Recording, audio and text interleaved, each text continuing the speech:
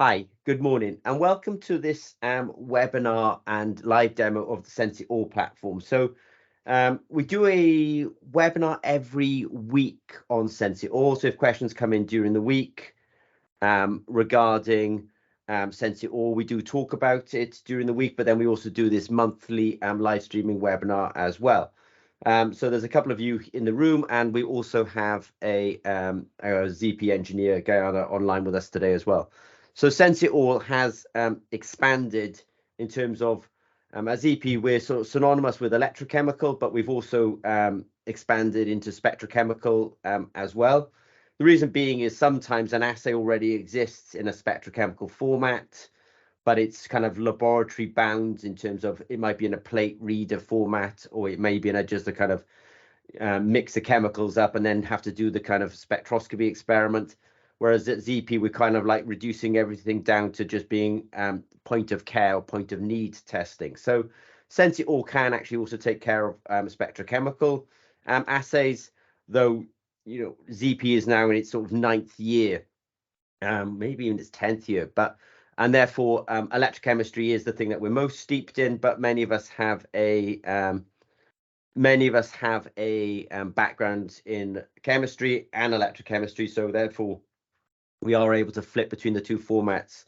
I put a QR code up here. This QR code will be in several of in the corner of the screen. You'll see this QR code. If you've got an Android phone and you scan it, you will find that you're able to download the Sense It All app from the Play Store. Now, what's good about that is so now that app is on the Play Store, if somebody has a new assay, a new logo, we don't have to put a new app onto the Play Store and go through the kind of administration of getting that app up onto the Play Store. It's already there. So the QR code will allow us to change the assay, change the look and feel, change the workflow. So the app is really just a sort of a QR reader, if you want to say that. And so we can quickly go from troponin I, lactose, cortisol, testosterone, just use the use of QR code. So if you've got an Android phone on you, you can scan that QR code. It'll be on a few of the slides as well. I will go a little bit fast because this is really meant to be a live streaming demo. It's probably worth saying that it's a sort of commitment that, you know, we will turn up and do these demos. So, you know, we don't leave people hanging. There will be another, by the time we get to the 30th of December, I was about to say it'll be the same, but it won't be the same. You know, we'll have added new features and new upgrades, but there is another one of these on the 13th of December, one in the morning, one in the afternoon. I do appreciate you coming in because I know we've got people from as far as Australia today and people from Europe. The Sense It All is a really nice looking platform these days. I think what's wrong with some of the kind of the rapid market instruments out there is that they look like scientific instruments.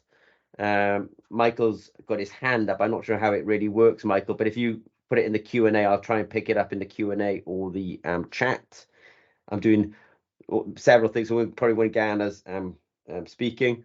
So the Sense It All, just waving. Sweet, thank you.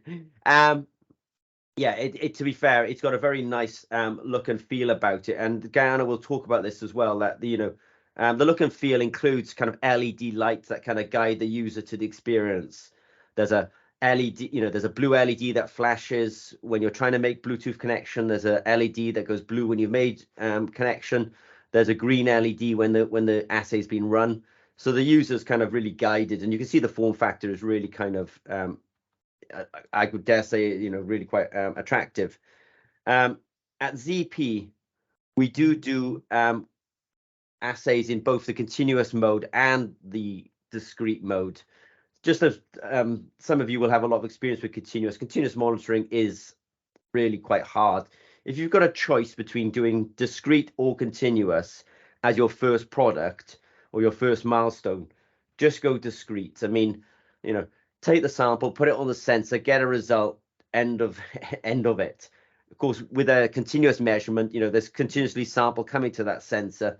So, you've got to have a good sort of, the way the sample is coming to the sensor, the sample itself has got to be fairly stable. The sensor's got to be stable. It's really quite hard. So just a word from the experienced, go for discrete rather than continuous if you can do that for your first product or your first milestone.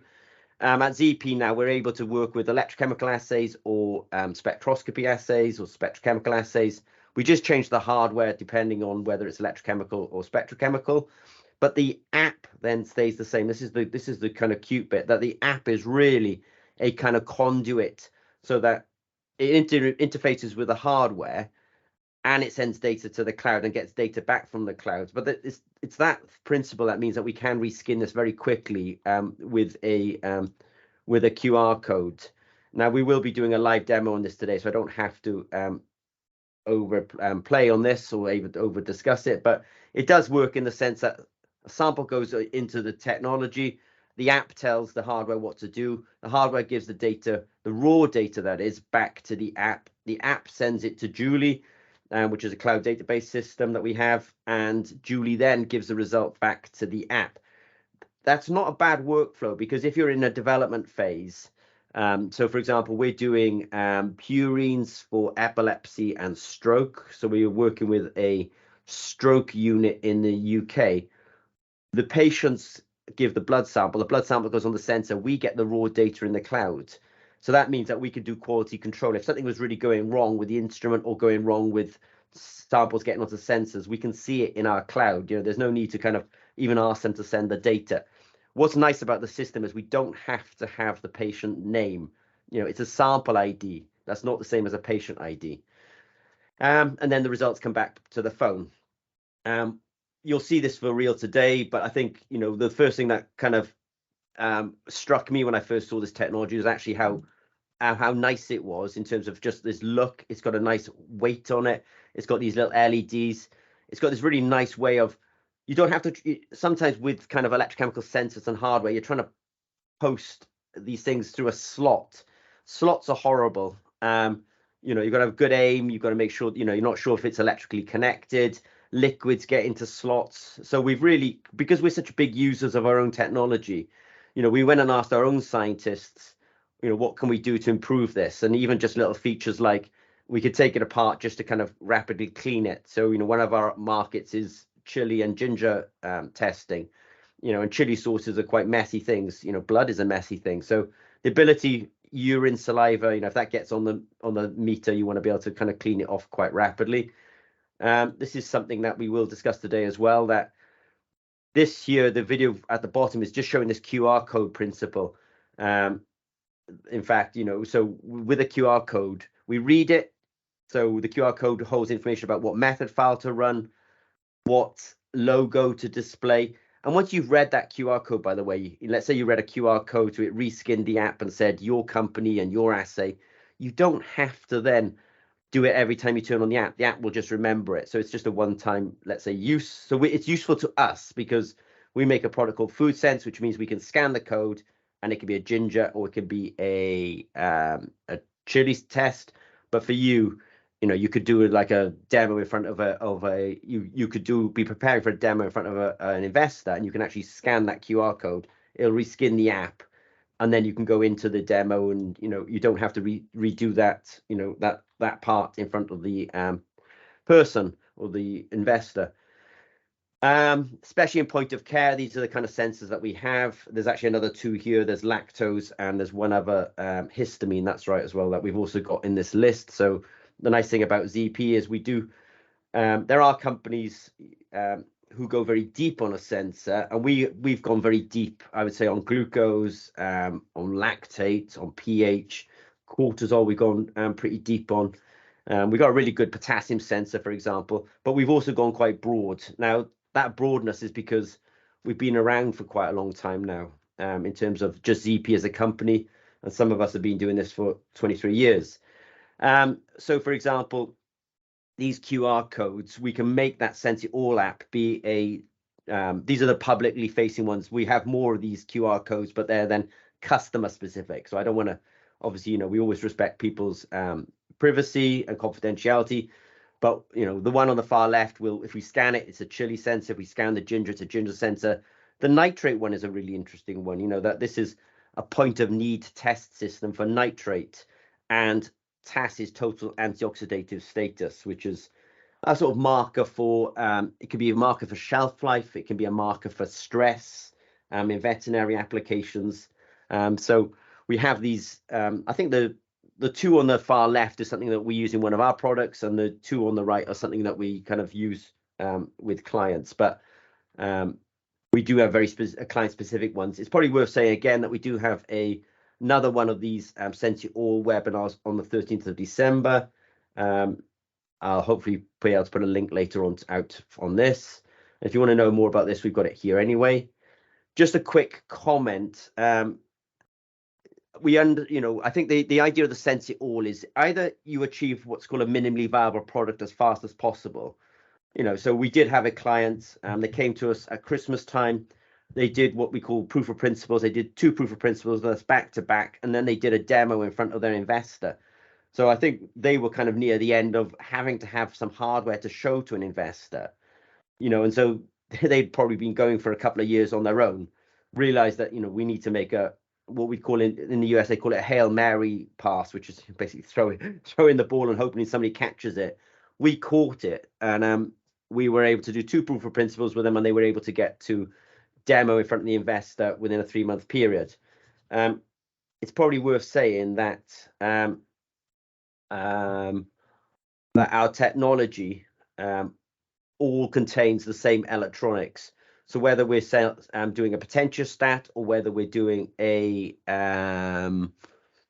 Sense It All platform, we are often using this same little board. This is called the single-purpose biosensor circuit, and it is something that you can purchase off our web store. And this is kind of like an OEM solution. So the whole idea is, it all works because you've used it in the Sense It All platform. Eventually, you're going to want to kind of really scale up and get costs out of the technology. And so we're just saying that the electronics is scalable because we do make it available also through that platform as well. So at this point, I go demo. What I'll start doing is I'll stop sharing, and then my colleague Guyana will kick in, and she'll do a demo, and then I'll come back, make some closing comments, and we'll be done.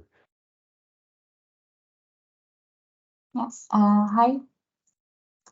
I'm Guyana. I'm an engineer here in Team Peacock. I'll start with our demonstration of SensiTol platform. So I have a SensiTol instrument with me, which is around like palm size, and also it has like a nice heavy feeling. It has some indicators which indicates the state of the device. It has a power button, and also it's connected via USB-C cable, and it can be connected to anywhere. It can be connected to your laptop or to power bank or anywhere you like. And I have an Android phone with me, and I have 2 types of sensors. I have chili sensors and I have ginger sensors. I have 2 QR codes and also 2 samples to test. So we can just go ahead and start. So the first thing I will do, I will scan the QR code. I'll scan the ginger QR code first. Yeah, and here is what the app looks like right now. So after the scanning the QR code, the app, the screen of the app is updated, and it's written ginger sensor on the assay part, and it also shows the sensor part number, the batch ID, and the how many steps needed to perform the test. Then I'll press connect to device icon, and then the mobile app will scan through the available devices. And now I see that SensiTol 1003 is available. And here we can see that it's a blinking blue LEDs, which means the device is ready to be connected. I'll click on the device name. And now the device is connected. And we see the device serial number and also the MAC address. Now I can click on the test settings. The first sample that we are going to test is going to be the ginger. So I'll write ginger test. And the cluster name, I will write demo. So these two settings are making it easier to find the data inside the Julie. So we will have the demo as a cluster name in Julie, and we will have a project name as the sensor as a device name, and we will also have a sample ID as a test ID inside the Julie. And operator ID, I'll just write my name. Now I can go back, and once I press go to assay, the screen will change and it will show the instructions and it will tell us what we have to do. So the first thing, we will need to change the dilution factor. There are three options, 10, 100, and 1000. So this solution that I have with me is prepared with the ginger shot and ginger buffer with 1:10 ratio, meaning we used 1 part of the ginger shot and 9 parts of the buffer solution. So I'll click 10. Now I will need to insert the sensor. So if we compare the cartridge with the sensor, we can see that the sensor is really small and it's not that easy to handle it. But with the cartridge, we increase the sizes so we can hold it from the top or we can hold it from the sides. And at the same time, we don't need to afraid to touch and scratch the electrodes. And also we improve the alignment mechanism. So previously with the sensors, we had to align it inside the slot, and sometimes it was getting misaligned. Sometimes it couldn't happen that it's shorted. So with this, we just need to place it inside this place and then move the movable part up so we can hear the click. And then we can see that the pins are perfectly aligned with the sensor connector part. Yeah. Now the sensor is inserted and we need to apply the solution. I'll just apply 50 microliter of the solution.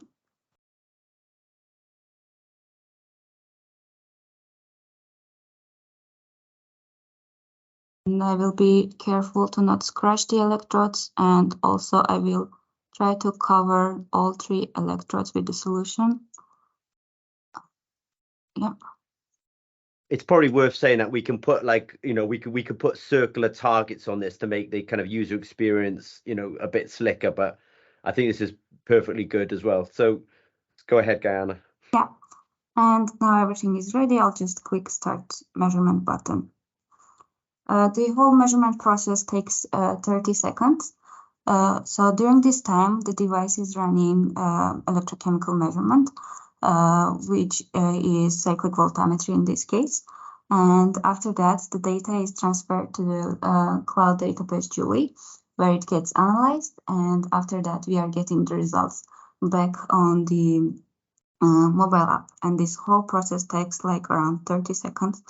And we will see the results here. And the results are in micromolar and milligram per liter in this case. So I'll just remove the cartridge and show the state of the device. So when we see that upload was completed on the screen, this LED bar will also be have some indication. It will turn to green. And if the upload wasn't complete, so it will have yellow indication. Yeah, and then I'll click done. The device LEDs will get white, which means that device will be ready to run another measurement. But right now, I'll just go to Julie to show the results. I searched demo as a cluster name and I found it here. Oh, it's not back. I'll try it again.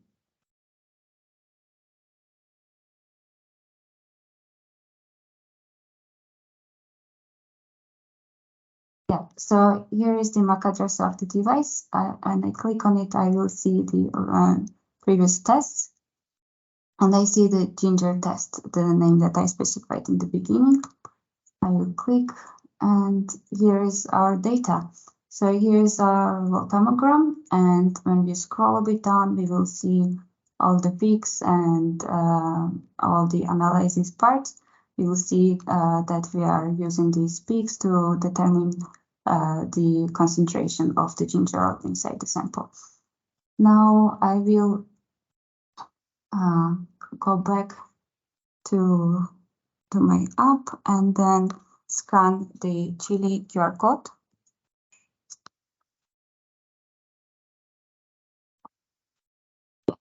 Now we see that the app recognized the QR code, and we see that it changed its UI, and also it set up the parameters to be able to run the chili assay. We again see the sensor part number, sensor batch ID, and the assay steps that we need to do. Yeah, I'll go to the test settings to change the name. I'll change it to chili test. And press go to assay to go to the next screen. Again, we need to select the dilution factor. The solution that I have is the chili powder solution mixed with the chili pot buffer solution with 1:10 ratio again. So I don't need to change anything there. But yeah, to be sure, I'll just click on 10. And then I will take the chili sensor and again place it and lock the device. Yeah, now I'll pipette 50 microliter of solution.